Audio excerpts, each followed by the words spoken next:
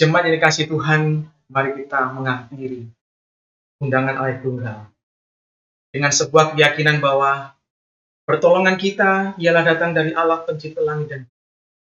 Dia adalah Tuhan yang tidak pernah meninggalkan pekerjaan tangannya buat kita. Kiranya turun atas kita berkat dan damai sejahtera yang menyempurnakan ibadah kita yang dibuka di dalam nama Allah Bapa, Putra, dan Roh Kudus. Amin. Mari teman-teman, kita mau siapkan hati dan pikiran kita untuk memulaikan ibadah kita pada pagi hari ini. Untuk itu, mari kita mengambil sikap teduh.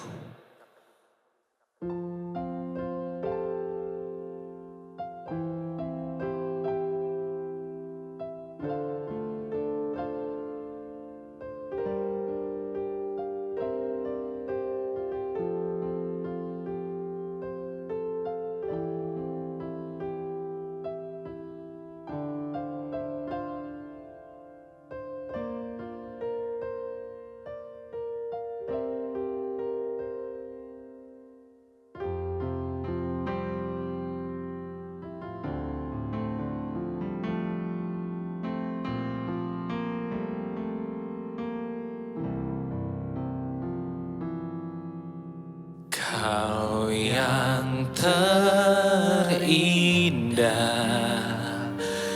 di dalam hidup ini, tiada Allah Tuhan yang seperti Engkau, besar perkasa, penuh kemuliaan.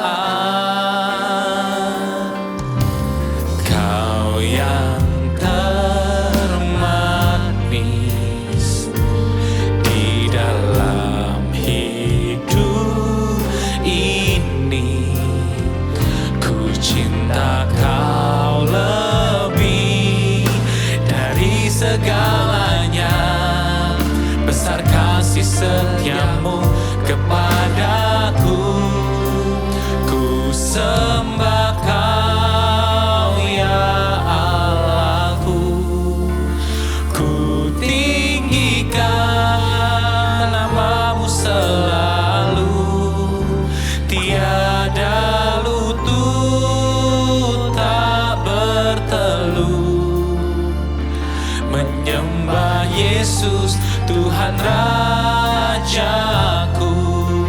Ku sembah Kau ya Allahku.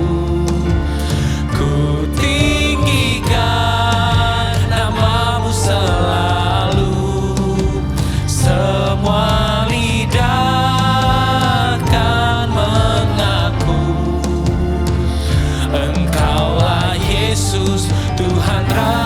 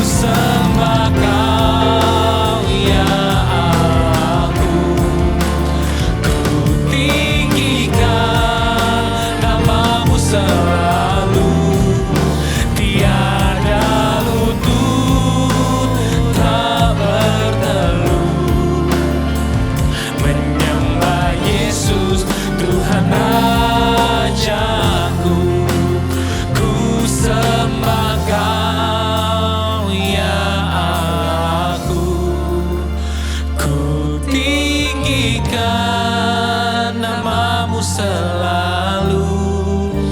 Semua lidah kan mengaku Engkaulah Yesus Tuhan Rajaku. Engkaulah Yesus Tuhan Rajaku. Engkaulah Yesus Tuhan Rajaku.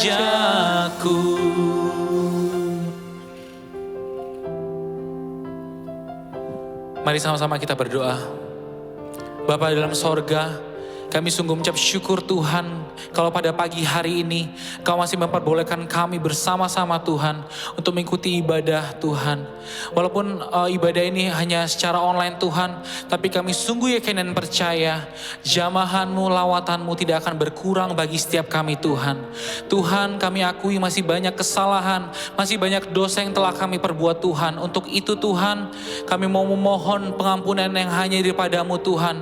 Satu hal yang kami percaya Tuhan, pengampunan yang sempurna yang hanya daripada-Mu akan menjadi bagian dalam setiap kehidupan kami Tuhan. Tuhan, berkati ibadah kami Tuhan pada pagi hari ini dari awal, pertengahan hingga pada akhirnya nanti Tuhan.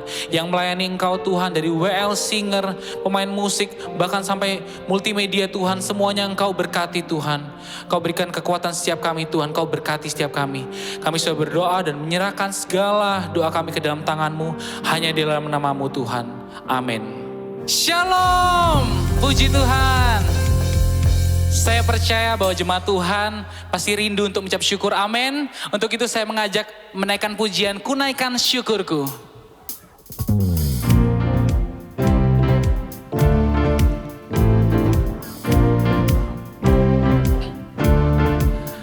Kasih yang begitu besar, lebih kuat dari dosa. Kasih yang menemukanku, selamatkan dan pulihkanku.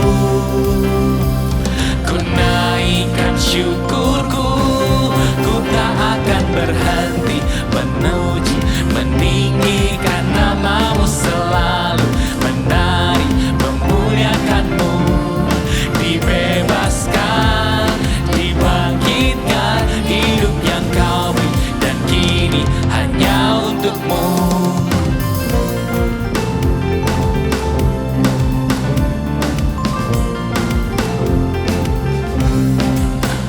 Kasih yang begitu besar, lebih kuat dari dosa.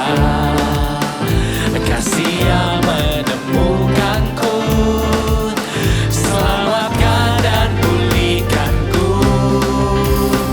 Ku naikkan syukurku, ku tak akan berhenti memuji, meninggikan nama-Mu selalu, menari, memuliakan-Mu.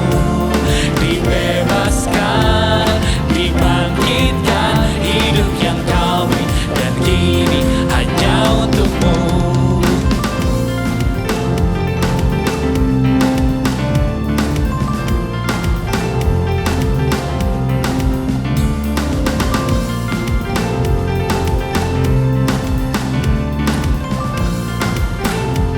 Ku naikkan syukurku, ku naikkan syukurku,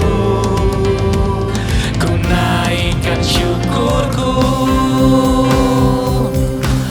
Ku tak akan berhenti memuji, meninggikan nama-Mu selalu, menari, memuliakan-Mu. Dibebaskan, dibangkitkan, hidup yang Kau beri dan kini hanya untuk-Mu. Takkan berhenti memuji, meninggikan nama-Mu selalu, menari, memuliakan-Mu. Dibebaskan, dibangkitkan, hidup yang Kau beri dan kini hanya untuk-Mu. Hidup yang Kau beri dan kini hanya untuk-Mu.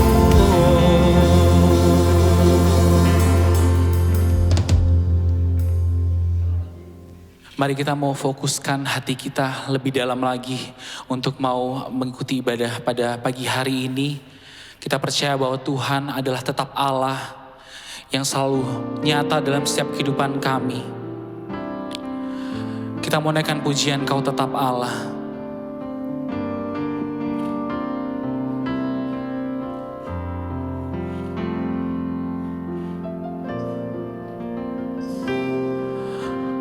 Betapa dahsyat Engkau Tuhan, Pencipta segala yang ada, dulu, sekarang, sampai selamanya.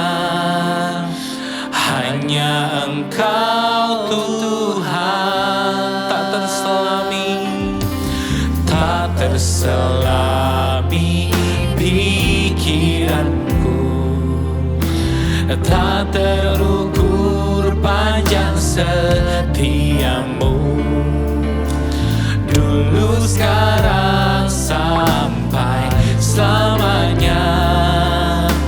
Hanya Engkau Tuhan, ku sembah Engkau Yesus. Hanya Engkau Allah di hidupku, tiada yang lain, hanya Kau, hanya Engkau Tuhan. Selamanya Kau tetap Allah, walau dunia semua bergoncang, tak tergoyahkan, Kau tetap Allah. Sekali lagi kita mau katakan, tak terselami, tak terselami pikiranmu, tak terukur panjang setiamu, dulu, sekarang, sampai selamanya. Hanya Engkau Tuhan, ku sembah Engkau Yesus. Hanya Engkau Allah di hidupku, tiada yang lain, hanya Kau, hanya Engkau Tuhan. Selamanya Kau tetap Allah, walau dunia semua bergoncang, tak tergoyahkan, Kau tetap. Sekali lagi kita mau katakan, ku sembah Engkau Yesus. Hanya Engkau Allah di hidupku, tiada yang lain, hanya Kau, hanya Engkau Tuhan. Selamanya Kau tetap Allah, walau dunia semua bergoncang, tak tergoyahkan, Kau tetap Allah.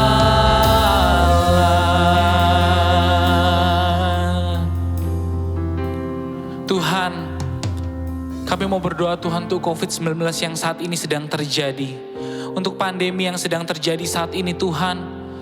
Kiranya Engkau selalu melindungi setiap kami Tuhan, terutama yang di tempat ini dan juga yang sedang mengikuti ibadah online Tuhan. Kemanapun kami pergi dan berada, kami sungguh yakin dan percaya perlindungan-Mu akan selalu nyata dalam setiap kehidupan kami Tuhan. Kami juga mau berdoa Tuhan untuk bangsa dan negara kami Tuhan. Negara Indonesia ini Tuhan, kiranya Engkau selalu memberkati negara ini Tuhan. Agar bisa menjadi negara yang maju seperti negara-negara yang lainnya Tuhan.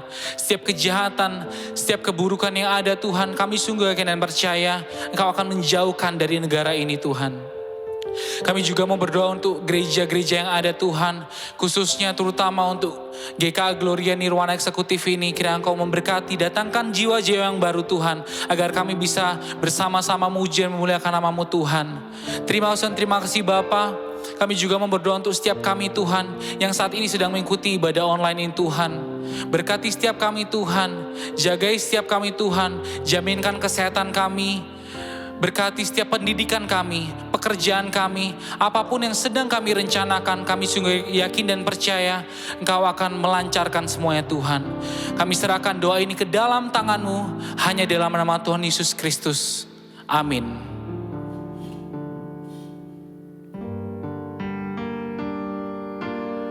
Satu-satunya yang ku andalkan. Amin. Kita percaya hidup kami ini hanyalah untuk-Mu Tuhan. Engkau sumber kekuatan, sumber pengharapan, sumber kedamaian. Oh, satu-satunya yang ku andalkan, satu-satunya yang ku percaya. Engkau Tuhan memberkati, Tuhan penyembuhku, Tuhan pemulih. Sungguh-sungguh lagi kita katakan, oh, satu-satunya yang ku andalkan,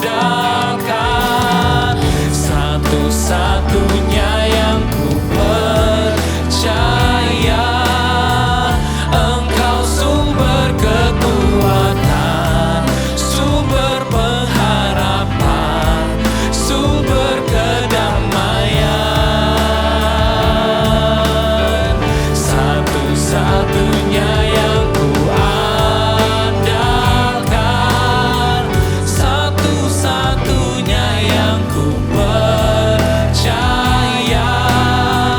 Engkau Tuhan memberkati, Tuhan penyembuhku, Tuhan pemulihku. Engkau Tuhan memberkati, Tuhan penyembuhku, Tuhan pemulihku. Engkau Tuhan memberkati, Engkau Tuhan memberkati, Tuhan penyembuhku, Tuhan pemulihku.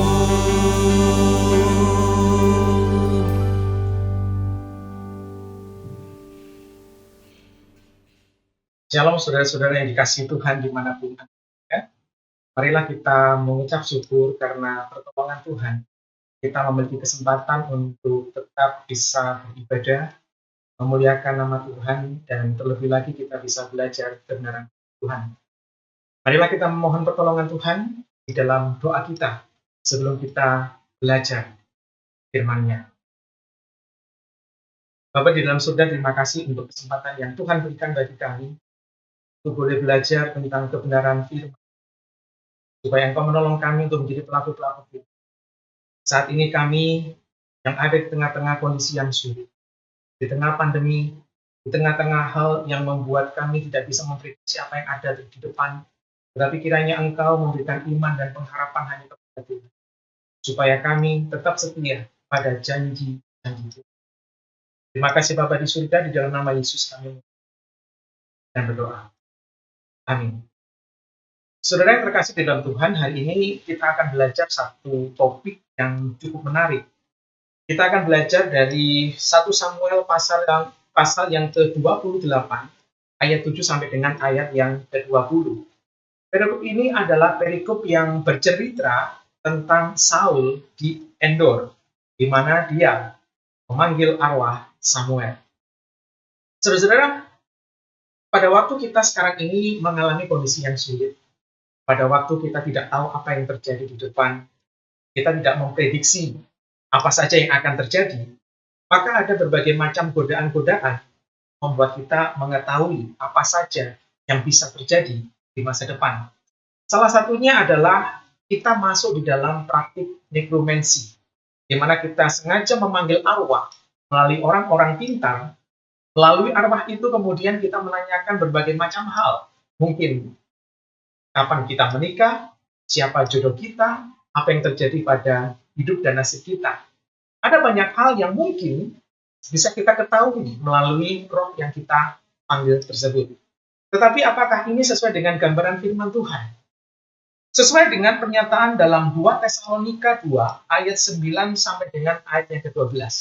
Izinkan saya membaca bagi saudara-saudara sekalian.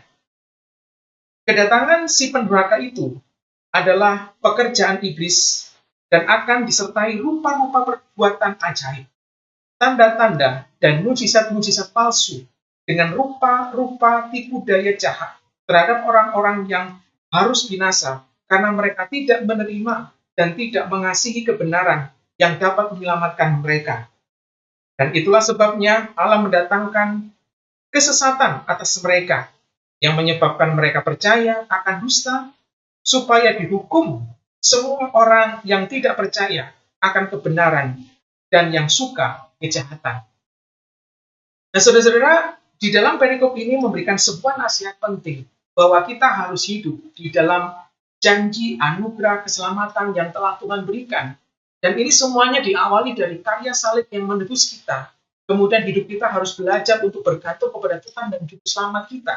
Karena Dia adalah Allah yang menciptakan, Allah yang menyelamatkan, dan Allah yang memelihara. Sehingga tidak ada gunanya, bahkan sebuah kesia-siaan.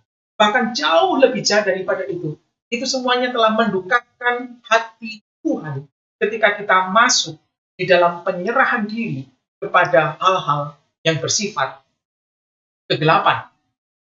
Oleh karena itu, di dalam pembelajaran kita hari ini, kita bisa belajar bagaimana Alkitab memandang praktik nekromansi. Saudara, kita bisa mengetahui bahwa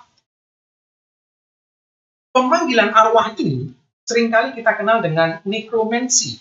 Dan nekromansi ini berasal dari istilah dari bahasa Yunani, dari kata nekros yang artinya orang mati, dan mateia yang berarti tindakan mengetahui masa depan secara ajaib.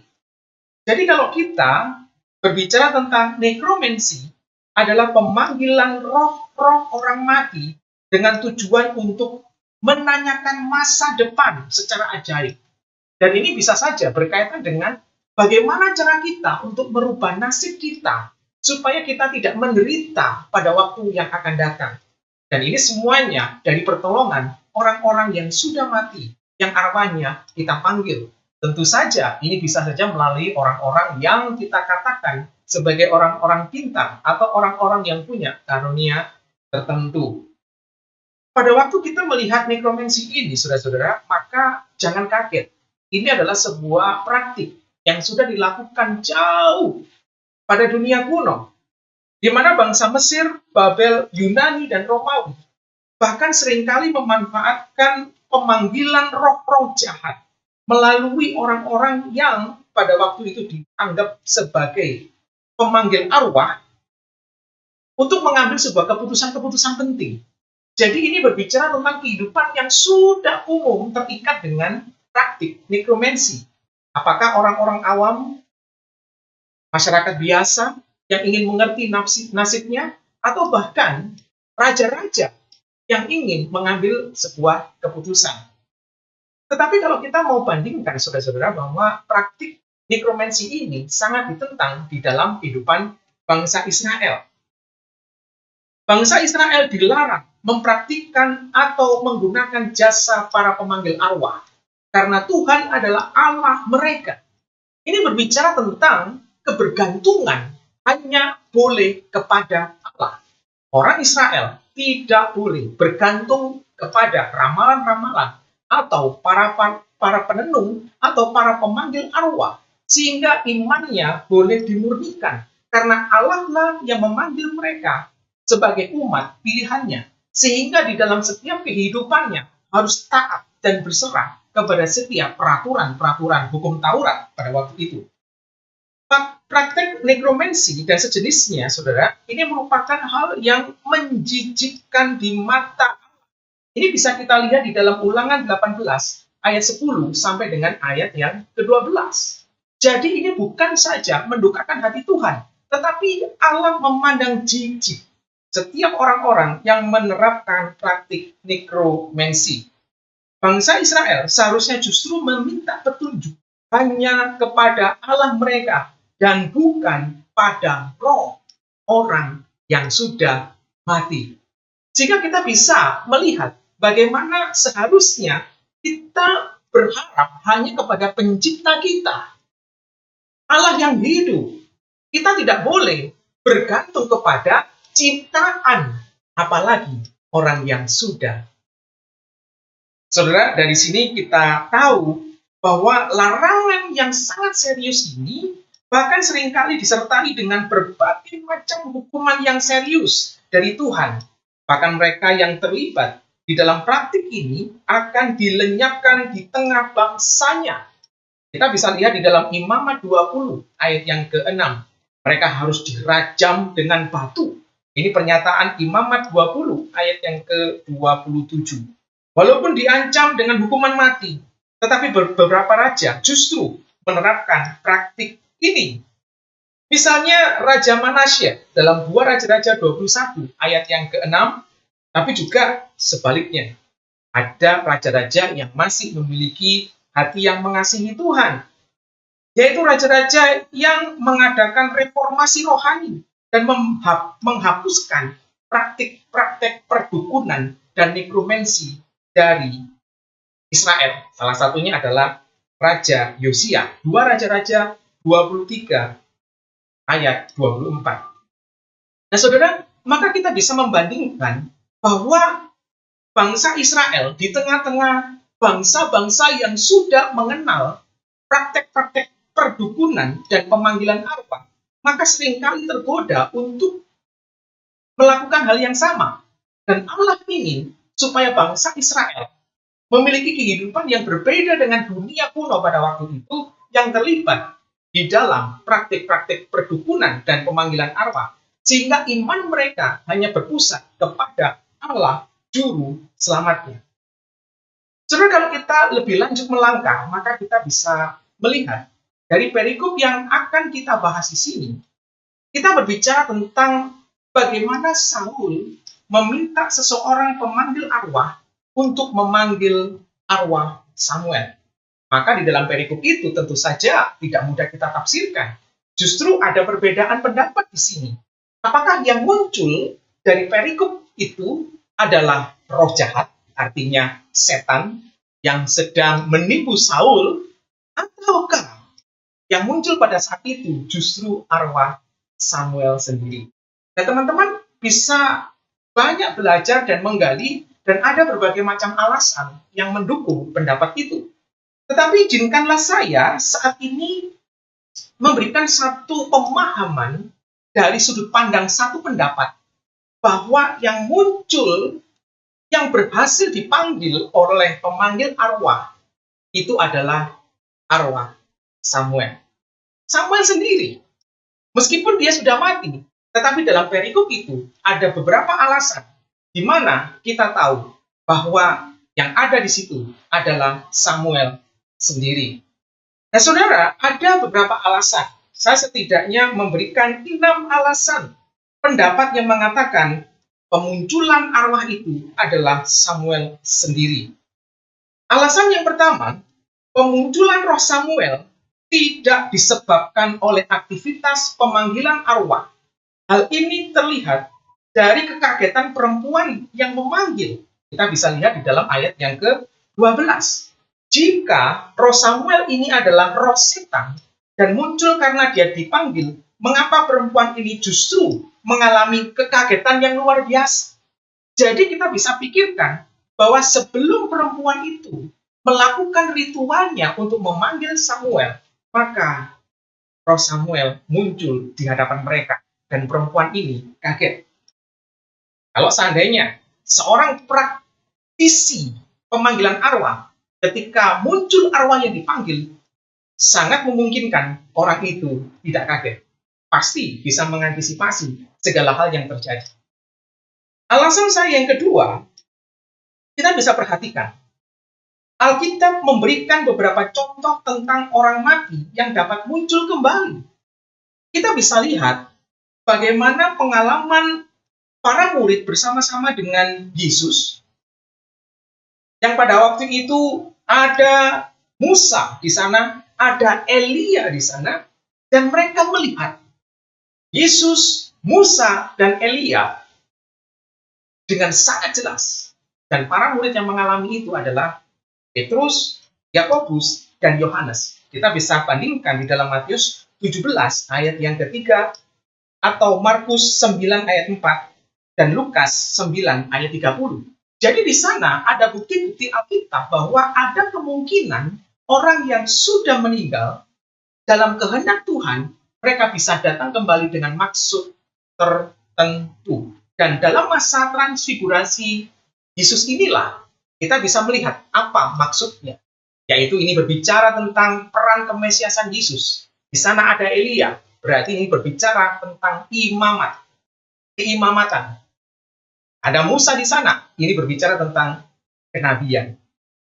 Saudara, alasan yang ketiga, kita bisa perhatikan di sana bahwa dalam kasus pemunculan Samuel di Endor, tampaknya tidak ada tipu muslihat iblis. Apa yang diucapkan oleh Roh Samuel sesuai dengan kebenaran firman Allah. Berkaitan dengan waktu penggenapan yang sekilas seolah-olah tidak tepat. Kita harus memahami bahwa penulisan kisah di dalam perikop itu sengaja ditulis oleh penulis kitab, bukan dalam bentuk kronologi peristiwa yang berurutan. Tetapi kita bisa melihat bahwa apa yang dikatakan oleh Roh Samuel itu terwujud. Sehingga kita bisa menyimpulkan bahwa di sana tidak ada. Alasan yang keempat, sikap Tuhan yang mau menyatakan kehendaknya melalui Samuel tidak bertentangan dengan sikap Tuhan sebelumnya, di mana Allah sudah membatasi diri sedemikian rupa untuk tidak mau berfirman, bahkan menemui Saul karena sudah tidak taat. Kita perlu mengetahui bahwa Saul tidak pernah sungguh-sungguh juga mencari Tuhan. Hidupnya, hatinya sudah jauh dari Tuhan. Dan kita tahu bagaimana kehidupan Saul ketika dia menjadi raja. Kita tahu kejahatannya ketika dia sudah berkuasa. Seandainya di dalam 1 Tawari 10 ayat 13 menyatakan bahwa Saul tidak mencari Tuhan, maka ini mencerminkan hati dari seorang Saul. Meskipun dia adalah raja yang dipilih dan diurapi, tetapi kejahatan, ketidaktaatan membuat dia jauh dari Tuhan. Dan ini yang dinyatakan oleh Roh Samuel, Allah tidak mau berbicara kepadanya. Alasan yang kelima, posisi Samuel yang muncul dari dalam bumi, ini merupakan ungkapan yang umum bagi orang-orang yang sudah mati pada waktu itu. Seringkali memakai ungkapan-ungkapan seperti turun ke dalam dunia orang mati. Nah, ketika Samuel berasal dari bumi, gitu ya, dari dalam bumi, ini berkaitan dengan perkataan-perkataan simbolis, ungkapan-ungkapan umum. Bahkan orang mati dikatakan ke dalam bumi, kemudian dia naik dari bumi, keluar dari bumi, itu menunjukkan tentang posisinya dari dunia orang mati. Alasan yang keenam, nubuat Samuel bahwa Saul akan bersama-sama dengan dia tidak menunjukkan bahwa Saul akan bersama-sama dengan Samuel yang berada di surga. Ya, perkataan itu harus kita tafsirkan lebih teliti. Bahwa Samuel mengatakan Saul akan bersama-sama dia. Artinya, kita tahu, orang yang jauh dari Tuhan, yang tidak pernah taat dan ditinggalkan oleh Tuhan, kita tahu tempatnya ada di mana. Dan Samuel, kita tahu sebagai pelayan Allah, tempatnya ada di mana setelah kematiannya. Tetapi ketika Samuel mengatakan bahwa Saul akan bersama-sama dengan dia, bukan berarti Saul ada di surga. Tetapi Samuel dan Saul akan mengalami kuasa kematian. Nah saudara, kalau kita perhatikan di dalam perikop ini, maka berbagai macam pendapat bisa kita dapatkan. Tetapi 6 alasan tadi untuk menambah informasi saudara-saudara sekalian bahwa ada sebuah pendapat yang mengatakan pengalaman Saul di Endor ketika dia memanggil arwah Samuel, dia mungkin saja adalah Samuel sendiri dengan alasan-alasan yang sudah saya jelaskan tadi. Nah teman-teman, mari kita pikirkan satu hal.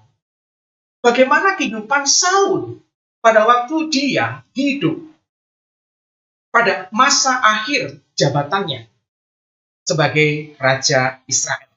Maka kita bisa mengetahui bahwa Saul ini adalah orang yang ditinggalkan oleh Allah. Kalau kita melihat sebagai orang yang pernah dipilih sebagai Raja Israel, sebagai orang yang pernah diurapi menjadi raja bangsa pilihan Tuhan, maka saat itu dia ditinggalkan Tuhan. Maka kita bisa memikirkan seberapa buruk hidup orang yang ditinggalkan Allah.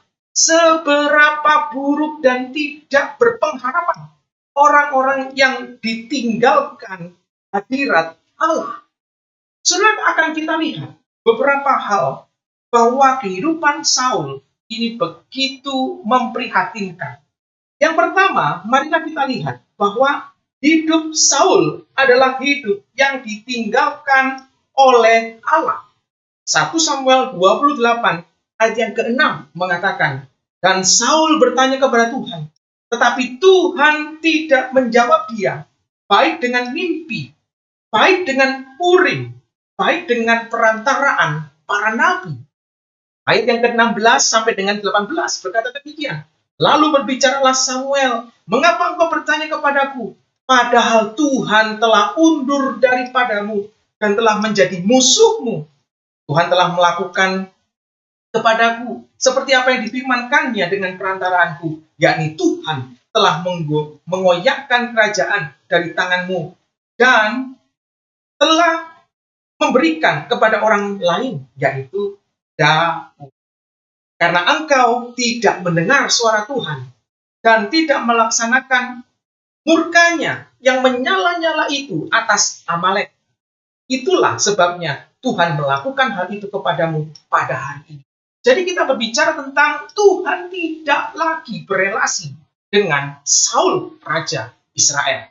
Saudara, apa yang paling mengerikan di dalam kehidupan orang Yahudi, bukan mereka miskin, bukan mereka bodoh, bukan mereka menderita. Yang paling mereka takutkan adalah ketika mereka tidak lagi berkenan di hadapan Tuhan, ketika mereka ditinggalkan oleh Allah, maka segala hal yang terburuk bisa saja terjadi. Tidak ada perlindungan dari Allah Sang Pencipta.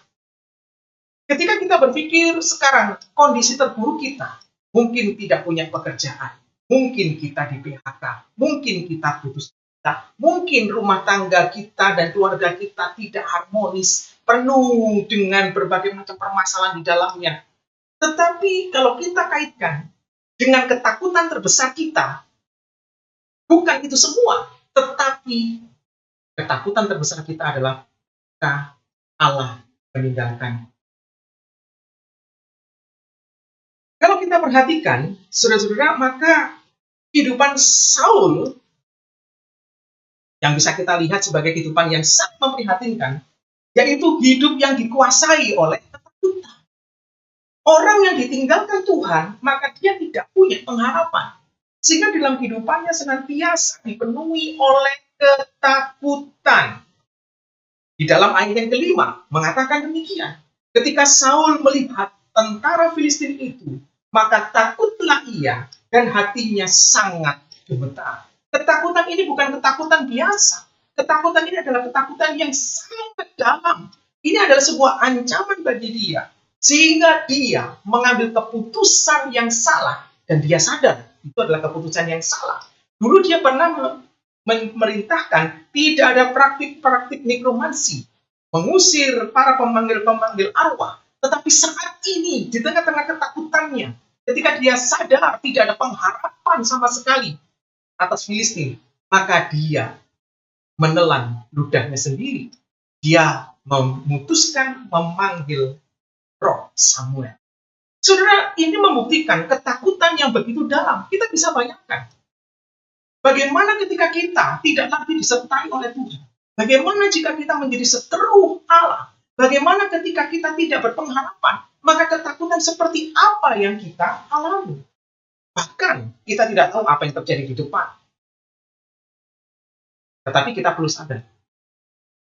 Ketakutan-ketakutan yang berkaitan dengan hal-hal di dunia ini, penderitaan sekalipun, maka tidak akan lebih mengerikan dibanding dengan ketakutan terbesar kita, yaitu kematian dalam maut. Artinya, kematian dalam murka. Itu yang paling mengerikan. Tapi puji Tuhan, sebagai orang yang percaya, saya mau ingatkan, melalui kematian dan kebangkitan Yesus, kebangkitan itulah yang kemudian mengalahkan ketakutan terbesar, yaitu kita diberikan hidup yang kekal. Bagaimana kehidupan Saul sebagai kehidupan yang memprihatinkan? Kita bisa lihat di dalam ayat yang ke-19 bahwa hidup yang menanggung hukuman Tuhan. Saudara, bukan cuma dia ditinggalkan oleh Allah, bukan cuma dia dipenuhi dan dikuasai ketakutan, tetapi dia bukan lagi orang yang mengalami anugerah, tapi murka Allah. Ayat 19 berkata, juga orang Israel bersama-sama dengan engkau akan diserahkan Tuhan ke dalam tangan orang Filistin. Dan besok engkau serta anak-anakmu sudah ada bersama-sama dengan daku. Artinya, yang sudah saya katakan tadi, mengalami kuasa kematian seperti halnya Samuel yang sudah meninggal. Juga tentara Israel akan diserahkan Tuhan ke dalam tangan orang Filistin. Ini mungkin berbicara tentang kematian jasmani.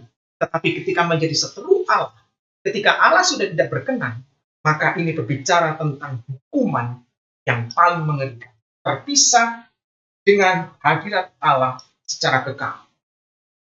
Jika kita perhatikan, saudara-saudara, kehidupan Saul adalah kehidupan yang sangat memprihatinkan karena hidup Saul adalah hidup yang penuh dengan keputusasaan. Kita bisa lihat di dalam ayat yang ke-20 sampai dengan ayat yang ke-23. Pada saat itu juga, rebahlah Saul memanjang ke tanah sebab ia sangat ketakutan oleh karena perkataan Samuel itu. Juga tidak ada bagi kekuatannya karena sehari semalam itu ia tidak makan apa-apa. Dari sini, saudara-saudara, kita bisa tahu selanjutnya perempuan itu membujuk sedemikian rupa supaya Saul bisa makan. Dan dari sana kita tahu bagaimana Saul sudah merasa tidak lagi punya apa-apa. Tidak ada lagi pengharapan. Bahkan dia tahu konsekuensinya. Itulah yang membuat dia sedih. Saudara, apa yang saat ini membuat kita kuat dan bisa bertahan dalam kehidupan? Salah satunya adalah ketika kita memiliki pengharapan. Tetapi ketika pengharapan itu diambil oleh Allah sendiri, bahkan kita sekuat apapun saat ini, kita pasti akan sia-sia. Karena pengharapan sama sekali tidak ada. Kecewaan, kesedihan, ketakutan, dan berbagai macam perasaan yang membebani kita. Tetapi marilah kita belajar dari kehidupan Saul yang begitu memprihatinkan. Bahkan dia tidak lagi mendapatkan perkenanan dari Tuhan. Sekarang kita akan lihat bagaimana pelajaran rohani yang bisa kita petik dari perikop yang kita baca tadi. Saudara, pelajaran rohani yang pertama, kita bisa perhatikan bahwa ketaatan lebih penting daripada sekadar mengerti banyak firman Tuhan. Ketaatan jauh lebih penting dari kita belajar teologi yang begitu banyak, yang hanya mengisi otak kita, yang hanya mengajarkan kita tahu ini dan tahu itu, tetapi tidak pernah dilaksanakan. Sehingga yang paling penting bagi kita adalah mentaati semua hukum-hukum Tuhan mentaati dengan ketundukan, dengan sukacita, karena itulah yang menjadi sukacita bagi Allah. Saudara yang terkasih di dalam Tuhan, mungkin ada berbagai macam alasan ketika kita mentaati Tuhan. Mungkin alasan yang pertama, kita mentaati Allah karena kita takut mendapatkan hukuman. Itu seringkali terjadi dalam kehidupan kita. Kita mentaati sedemikian rupa, alasannya apa? Supaya aku tidak dihukum. Alasan yang kedua, mungkin kita mentaati firman Tuhan supaya kita diberkati. Dan ini sangat banyak di dalam kalangan kekristenan hari ini. Mereka begitu cinta ibadah. Mereka begitu cinta terhadap pelayanan. Supaya apa? Motivasi mereka adalah Tuhan memberkati. Mereka mempersembahkan seberapa, maka mereka berharap mendapatkan berkat seberapa. Intinya saudara, kita mentaati Tuhan. Motivasi kita yang kedua biasanya adalah supaya kita diberkati. Dan saya percaya Tuhan tidak menghendaki itu. Alasan yang ketiga, mungkin saudara-saudara bisa pikirkan. Alasannya bukan karena kita takut dihukum. Alasannya bukan karena kita ingin diberkati. Tetapi alasan kita mentaati firman Tuhan adalah karena kita mengasihi Tuhan. Seandainya ada 3 orang anak yang pertama, mengapa engkau taat pada papa mamamu? Ya, supaya aku tidak dimarahi dan tidak dihukum papa mama. Anak yang baik tentu saja. Anak yang kedua, kenapa kamu taat pada papa mama? Ya, karena aku ingin dapat hadiah. Tentu saja anak yang baik. Tetapi kalau kita perhatikan anak yang ketiga, ketika kita tanya, mengapa kamu taat pada papa mamamu? Dan dia menjawab, karena aku tidak mau menyakiti hati papa mama. Karena aku mengasihi papa mama. Mana yang akan saudara pilih? Mana yang paling agung di antara ketiga alasan tadi? Saudara, biarlah ketika kita mentaati firman Tuhan, oleh karena didorong rasa kasih, karena dia sudah mati di kayu salib untuk menebus kita. Sekarang bagian kita berkata kepada Tuhan dan hati kita, apa yang akan aku lakukan kepadamu? Mentaati dia. Saudara, yang kedua yang bisa kita pelajari dari peristiwa ini. Yang pertama, kita tahu Saul gagal di dalam ketaatannya. Dan hari ini kita terus belajar supaya kita taat karena mengasihi dia. Dan yang kedua, kita harus belajar bahwa kebergantungan kepada Allah lebih penting daripada sekadar mengerti hari depan. Kita bergantung kepada janji-janji Tuhan, kepada penyertaan Tuhan, pada iman dan pengharapan kita kepada Tuhan. Jauh lebih penting daripada kita mengetahui hari depan. Saudara mungkin tidak pernah berpikir bahwa mengetahui hari depan itu tidak mudah. Pada waktu kita tahu bahwa kita akan dapat berkat, kita mungkin senang.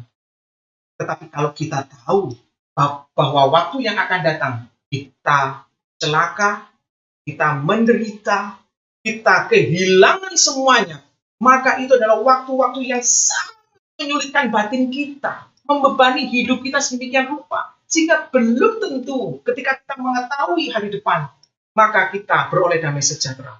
Tetapi bersyukur, kita diajar oleh Allah, selangkah demi selangkah, kekuatan satu hari demi satu hari, kekuatan menanggung beban satu persatu. Supaya apa? Kita semakin diajar bergantung kepada Tuhan. Kadang-kadang kita punya berbagai macam persoalan, saudara. Kadang-kadang kita tidak mampu menanggungnya. Tetapi ketika Tuhan memberikan kita kekuatan, meskipun tidak mengambil pergumulan itu, tetapi satu langkah kita bisa bersyukur. Satu langkah Tuhan memberkati kita dengan kekuatan. Nah, sekali lagi bersyukur. Tuhan memimpin kita, memberikan kita kekuatan satu hari. Kita semakin bersyukur. Saudara, tidak ada gunanya kalau kita mengetahui hari depan. Kalau pada akhirnya kita kehilangan rasa syukur dan kebergantungan kita kepada Tuhan.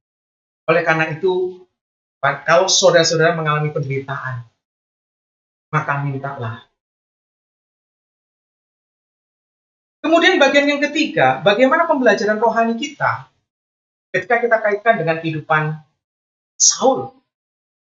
Saul ketika ditinggalkan oleh Tuhan, maka dia tidak memiliki jaminan apa-apa atas hidupnya. Dan poin yang ketiga, kita bisa belajar mengimani janji Tuhan lebih baik dibanding berserah diri kepada setan. Mengimani janji Tuhan, meskipun kita tidak tahu apa yang terjadi di depan, Tuhan hanya ngomong, kamu jalan. Tuhan hanya ngomong, kamu melangkah. Tuhan hanya ngomong, aku menyertai kamu. Tuhan hanya ngomong, lakukan saja. Tapi kita tidak memiliki pengetahuan apa-apa lagi. Kita hanya disuruh jalan dan melakukan. Saudara, itu jauh lebih baik ketika kita mentaati, bergantung kepada Allah, daripada kita menyerahkan diri kita kepada iblis. Kita tahu kenapa ini sangat disayangkan ketika kita menyerahkan diri dan hidup kita kepada iblis. Karena iblis adalah ciptaan. Iblis meskipun dengan berbagai macam hal yang menarik, bahkan berbagai macam janji-janji dan mujizat, tetapi dia ada di dalam kontrol dan kuasa Allah. Dia tidak maha kuasa karena dia adalah ciptaan.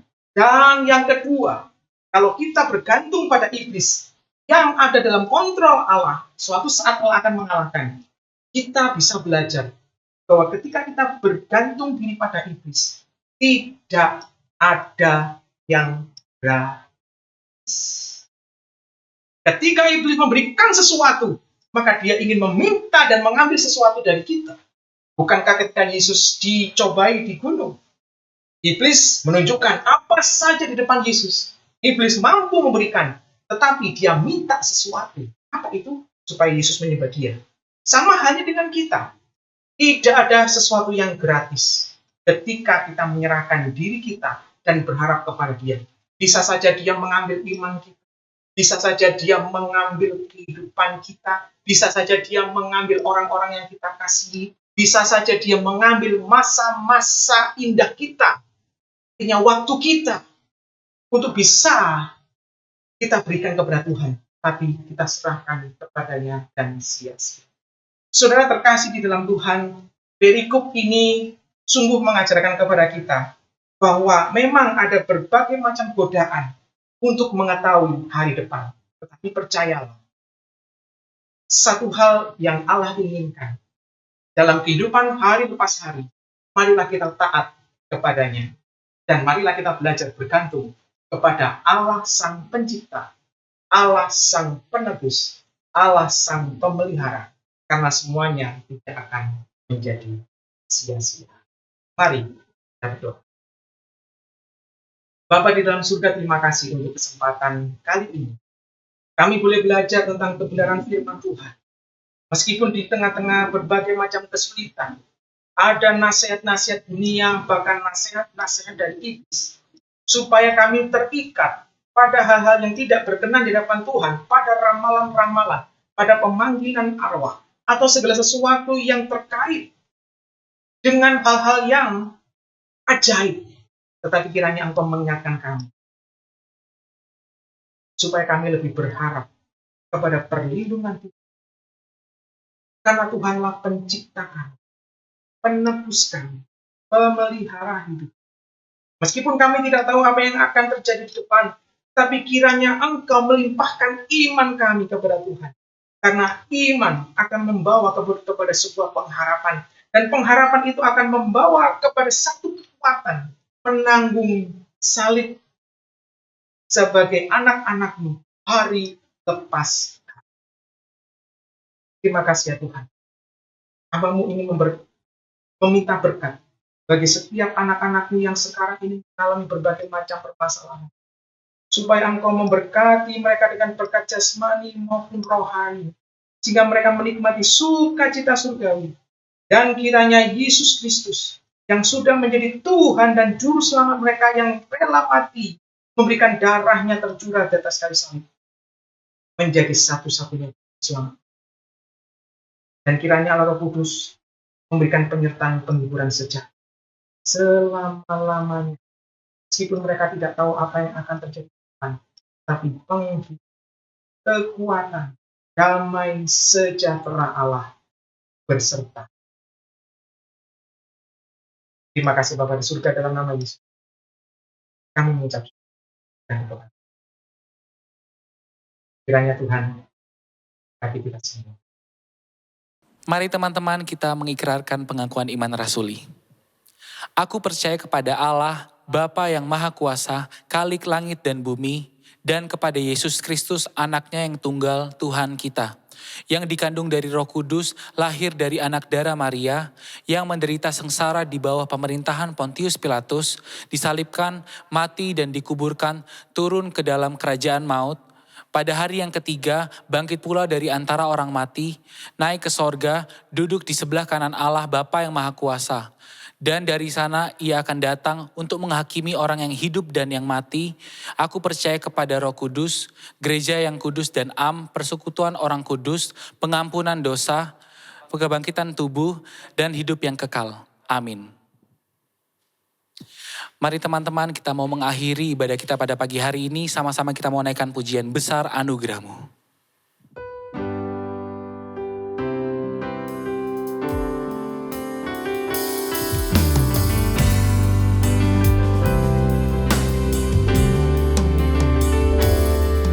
Ku ada sebagaimana ku ada,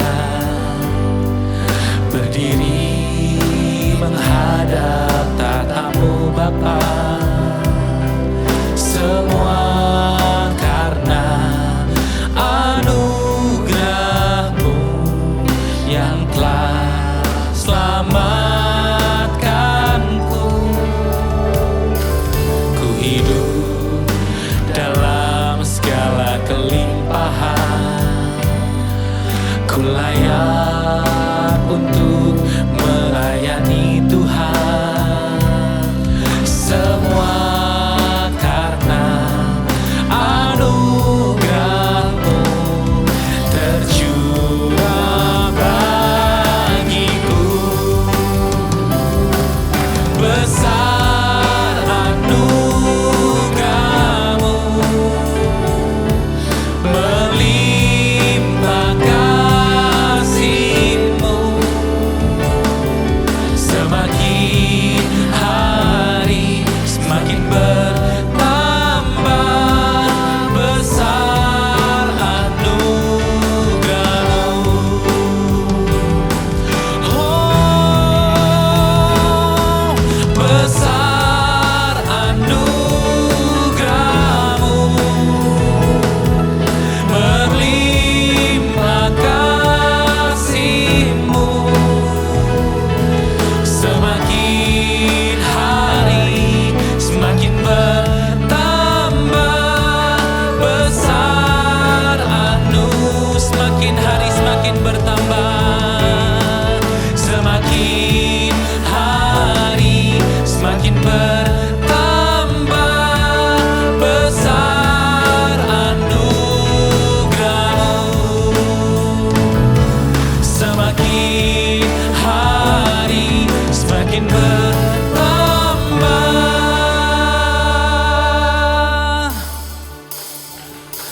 Besar anugerah-Mu,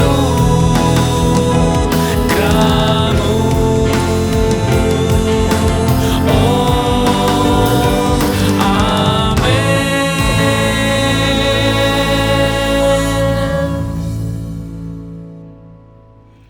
Saudara-saudara yang terkasih, marilah kita mengakhiri penyembahan kita kepada Tuhan. Dan marilah kita menjadi pelaku-pelaku firman. Dan sekarang terimalah berkat-Nya. Kiranya Allah Bapa memberkati dan melindungi engkau dengan berkat jasmani maupun rohani. Kiranya Yesus Kristus menyinari engkau dengan wajah-Nya dan memberikan kasih karunia keselamatan surgawi. Dan kiranya Allah Roh Kudus menghadapkan wajah-Nya kepadamu dan memberikan damai sejahtera yang akan mengiring engkau mulai saat ini hingga Maranatha, Yesus datang yang kedua kali. Dan terimalah semua berkat-berkat itu dalam nama Yesus Kristus. Amin.